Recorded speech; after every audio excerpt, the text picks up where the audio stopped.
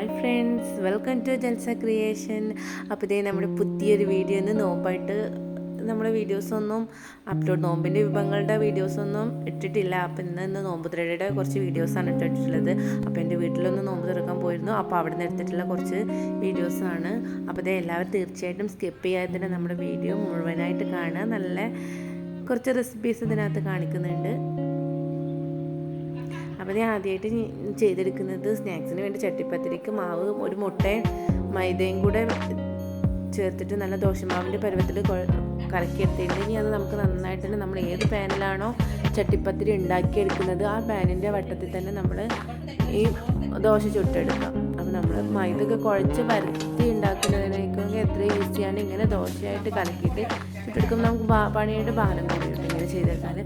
നമ്മൾ ആവശ്യത്തിന് ദോശയോട് ഇട്ടിട്ടുണ്ട്. അതിന് നമ്മൾ മുട്ടയിൽ കുരുമുളക് പൊടി, ഗരം മസാല, ഉപ്പും ചേർത്ത് നന്നായിട്ടൊന്ന് മിക്സ് ചെയ്തെടുക്കുക. സ്പൂൺ വെച്ചിട്ട് നന്നായിട്ട് ബീറ്റ് ചെയ്യുക. അതിനുശേഷം നമ്മുടെ ഒരു പാനിലോട്ട് ഒത്തിരി നെയ്യ് ഒഴിച്ചിട്ടൊന്ന് മിക്സ് ചെയ്ത് എല്ലായിടത്തും എത്തിച്ചെടുത്തതിന് ശേഷം നമ്മുടെ ദോശയ്ക്ക് മുട്ടയുടെ മിക്സിൽ മുക്കിയിട്ട് ചട്ടിയിൽ വെച്ചിട്ട് അതിന് മുകളിൽ ഫില്ലിങ് നിറച്ച് കൊടുക്കുക. അപ്പോൾ നമ്മളിതിനകത്ത് ചിക്കൻ്റെ മസാലയായിട്ട് വെച്ചിട്ടുള്ളത്. എന്നിട്ട് നമ്മുടെ ബാക്കി വരുന്ന മുട്ട ഇതിൻ്റെ മുകളിൽ ഒന്നായിട്ട് കവർ ചെയ്തെടുക്കുക. ശരിക്കും നമ്മളിത് ചെയ്യുമ്പോൾ ഒരു കുണ്ടുള്ള അത് എത്ര വട്ടത്തിലല്ലാതെ കുണ്ടുള്ള ചട്ടി ചെയ്തെടുക്കുന്നതാണ് ഒന്നും കൂടെ ബെറ്റർ.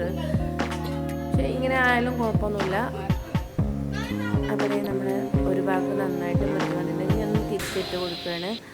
നമുക്ക് നേരത്തെ ചെയ്തെടുക്കുന്ന സംഭവം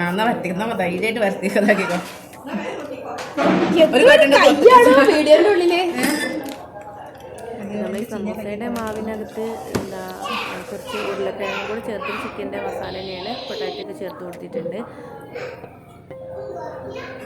അറിയോ എനിക്കോ എന്നോട് പല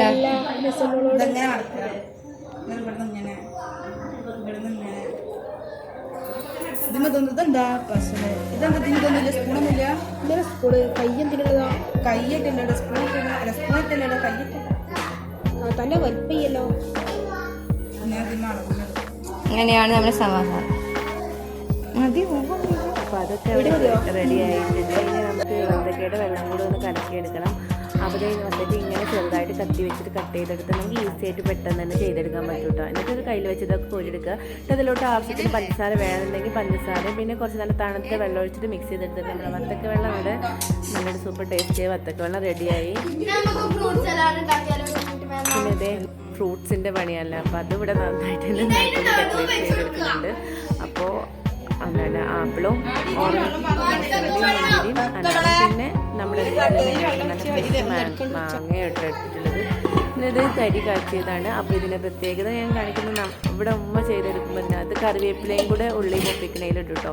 സാധാരണ ഇവിടെ ഒന്നും ചെയ്യാറില്ല, പക്ഷെ ഉമ്മ ചെയ്യുമ്പോൾ ഇങ്ങനെയും കൂടെ ചെയ്യും. നല്ലൊരു ടേസ്റ്റ് കേട്ടോ. വേപ്പിലയുടെ ഫ്ലേവറും കൂടെ ഇതിലോട്ട് ഇറങ്ങിയിട്ട് ഇനി അങ്ങനെ ചെയ്യാത്തുണ്ടെങ്കിൽ ചെയ്ത് നോക്കട്ടെ. പിന്നെ പൈനാപ്പിൾ ജ്യൂസ് അടിക്കാനുള്ളത് അവിടെ തയ്യാറാകുന്നുണ്ട്. പിന്നെ നമുക്ക് ഇറച്ചിപ്പെട്ടിയും കൂടെ ഉണ്ടാക്കുന്നുണ്ട്. അപ്പോൾ അതിന് വേണ്ടി കുറച്ച് ബീഫ് എടുത്തിട്ടൊന്ന് മിക്സ് ചെയ്തിട്ടൊന്ന് അടിച്ചെടുക്കുകയാണ്. അപ്പോൾ നമ്മൾ മസാല ബീഫ് റോസ്റ്റിന് വേണ്ടി കഴിച്ച ബീഫിനാണ് എടുത്തിട്ടുള്ളത്. അങ്ങനെയുണ്ടോ? അപ്പോൾ അതിലോട്ട് ആവശ്യത്തിനുള്ള വലിയ ഉള്ളി ഒന്ന് ഓയിൽ ഒഴിച്ചിട്ട് വഴറ്റിയെടുക്കാം. വെളിച്ചെണ്ണേനെ പ്രൊഡക്റ്റ് ചെയ്തിട്ടുണ്ട്. അപ്പോൾ അങ്ങനെ ടേസ്റ്റ് ചെയ്യുന്ന വെളിച്ചെണ്ണ തന്നെയാണ്. അതാണ് നന്നായിട്ട് വേണ്ടത്. ഇഞ്ചി വെളുത്തുള്ളിയും ചതച്ചതും കൂടെ ഇട്ട് കൊടുക്കുകയാണ്. പിന്നെ എരിവൊക്കെ പച്ചമുളകോ കുരുമുളകും കൂടി എരിവിനനുസരിച്ച് എരിവ് എത്രത്തോളം വേണം അതിനനുസരിച്ച് ചേർത്ത് കൊടുക്കാം. തക്കാളിയും കൂടി ചേർത്ത് കൊടുത്തിട്ട് കറിവേപ്പിലൊക്കെ ആവശ്യത്തിന് കൊടുത്തിട്ട് പിന്നെ കുറച്ച് മല്ലിയും പൊടിയും ഇട്ടിട്ട് പിന്നെ കുറച്ച് ബീഫ് മസാലയും കൂടി നന്നായിട്ട് മിക്സ് ചെയ്ത് നോമ്പ് തുറക്കുന്ന സമയത്തൊക്കെ എരിവൊക്കെ അധികം കഴിക്കാണ്ടിരിക്കുന്നത് നന്നായിട്ട് മിക്സ് ചെയ്തിട്ട് നമ്മുടെ ഒന്ന് മിക്സ് ചെയ്തതിന് ശേഷം നമ്മുടെ ബീഫും കൂടി ഇതിലോട്ട് ചേർത്ത് കൊടുക്കുക. ഓൾറെഡി നമ്മൾ ബീഫിലെല്ലാം മസാലയുണ്ട്. അപ്പോൾ ഈ ഉള്ളിയിലോട്ടും വേണ്ടത് മാത്രമേ നമ്മൾ ചേർത്ത് കൊടുത്താൽ മതി. ബീഫും കൂടെ ചേർത്ത് നന്നായിട്ട് മിക്സ് ചെയ്തെടുക്കാം. അതിന് നമ്മൾ മിക്സ് ഇവിടെ റെഡി ആയിട്ട് നമുക്ക് ഇതൊന്ന് ഫില്ല് ചെയ്തെടുക്കാൻ നമ്മൾ മൈദ തന്നെയാണ് എടുക്കുന്നത്. മൈദ ഒന്ന് ഉപ്പ് ചേർത്തിട്ടൊന്ന് ലൂസാക്കി കലക്കി എടുത്തിട്ട് ചെറിയ ചെറിയ ദോശയായിട്ട് ചുട്ടെടുക്കും. അപ്പോൾ നമുക്ക് മൈദ വേണ്ട എന്നുള്ള ഗോതമ്പ് പൊടി വെച്ചിട്ടും ഇതുപോലെ ചെയ്തെടുക്കാം കേട്ടോ. ഇനി ഇതിനകത്ത് നമുക്ക് എത്ര ഫില്ലിങ് വേണം അധികം ഒന്നും നിറയ്ക്കുന്നത്, കുറച്ച് തന്നെ മതിയാവും, കുറച്ച് ഫില്ലിങ് മതി. എന്നിട്ട് അത് ചേർത്ത് കൊടുത്തതിന് ശേഷം നമുക്ക് ഇതൊന്ന് പൊതിഞ്ഞെടുക്കണം.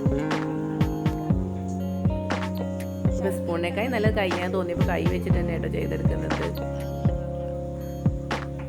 എന്നിട്ട് രണ്ട് സൈഡിൽ നിന്ന് മടക്കി കൊടുത്തിട്ട് രണ്ട് തലയെ ഒന്ന് പ്രസ് ചെയ്ത് നമ്മൾ ഇത് മൈദ ആയത് കാരണം തന്നെ ഒന്ന് കൈ വെച്ചൊന്ന് പ്രസ് ചെയ്യുമ്പോൾ തന്നെ അവിടെ അത് ഒട്ടി നിൽക്കും കേട്ടോ. വേറെ പശയൊന്നും ആവശ്യമില്ല. അപ്പോൾ നമുക്ക് ബാക്കിയുള്ളതെല്ലാം ഇതുപോലെ തന്നെ ചെയ്തെടുക്കാം.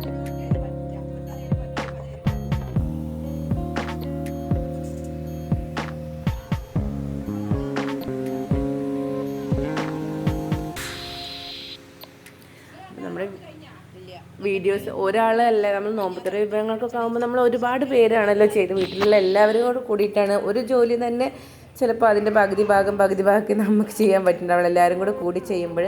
അപ്പോൾ അതിൻ്റേതായ മിസ്റ്റേക്സൊക്കെ ഇതിനകത്ത് ഉണ്ടാവും. അപ്പോൾ അതേ ഒരു പാൻ വെച്ചിട്ട് നമ്മുടെ എണ്ണ ചൂടാക്കി എടുത്തിട്ട് നമുക്കിത് ഫ്രൈ ആക്കി എടുക്കാൻ ഓയിൽ, നമ്മൾ മീനൊക്കെ ഫ്രൈ ചെയ്യുന്ന അത്ര എണ്ണ മതി കേട്ടോ, അല്ലാതെ കൂടുതലൊന്നും ആവശ്യമില്ല. അപ്പോൾ ഇത് നല്ല മൈദ മാറ്റിയിട്ട് ഗോതമ്പൊടി ചെയ്തിട്ടുണ്ടെങ്കിൽ ഹെൽത്തി ആവും. പിന്നെ എണ്ണ ഒന്നും ഇല്ലാത്ത കാരണം നമുക്ക് നോമ്പ് തുറക്കുമ്പോൾ കഴിക്കാനും പറ്റിയ നല്ലൊരു വിഭവം തന്നെയാണ് കേട്ടോ. ഇത് തിരിച്ചും മറിച്ചിട്ട് ഇങ്ങനെ ഗോൾഡൻ കളർ ആവുന്ന ഒന്ന് ഫ്രൈ ആക്കി എടുക്കാം. ഇനി നമുക്ക് നമ്മുടെ സമോസയും കൂടെ ഒന്ന് ഫ്രൈ ചെയ്തെടുക്കണം.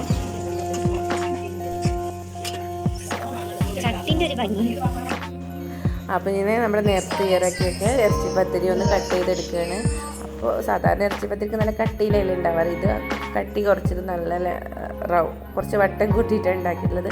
അപ്പോൾ നമുക്ക് കട്ട് ചെയ്ത് വെക്കുമ്പോഴേക്കും ഇങ്ങനെ സ്ക്വയറായിട്ട് കട്ട് ചെയ്ത് വെക്കുമ്പോൾ ഇങ്ങനെ കനം കുറച്ച് ഉണ്ടാക്കുന്നതിന് കേട്ടോ നല്ലത്.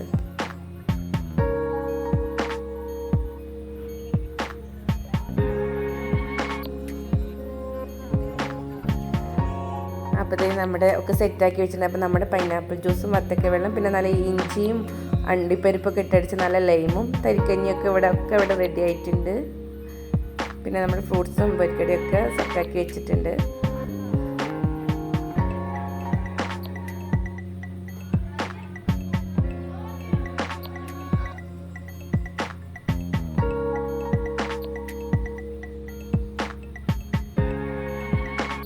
അപ്പോൾ ഇതൊക്കെ കഴിഞ്ഞിട്ട് അടുത്തതായിട്ട് കുറച്ച് കഴിഞ്ഞിട്ടോ പിന്നെ ബാക്കിയുള്ള ഫുഡൊക്കെ കഴിച്ചപ്പോൾ ചിക്കൻ ബിരിയാണിയും ബീഫ് റോസ്റ്റും പിന്നെ നമ്മൾ പത്തിരിയും പൊറാട്ടയും ചിക്കൻ കറിയും ഒക്കെ ആയിട്ട് തയ്യാറാക്കിയുള്ളത്. പക്ഷേ പത്തിരിയും പൊറാട്ടയൊന്നും ആരും തൊട്ടിട്ടില്ല, എല്ലാവരും ബിരിയാണി മേലായിരുന്നു കേട്ടോ.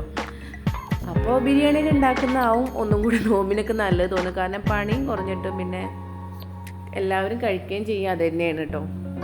അപ്പം നല്ലൊരു അടിപൊളി ദിവസം തന്നെ ആയിരുന്നു, എല്ലാവർക്കും നന്നായിട്ട് ഇഷ്ടമായി എന്ന് കരുതുന്നു. അപ്പോൾ എൻ്റെ വീഡിയോ ഇഷ്ടമാണെന്ന് എല്ലാവരും ലൈക്ക് ചെയ്യുക, അതുപോലെ നമ്മുടെ ചാനൽ ആദ്യമായിട്ട് കാണുന്നവരാണെന്ന് സബ്സ്ക്രൈബ് ചെയ്ത് സപ്പോർട്ട് ചെയ്യുക.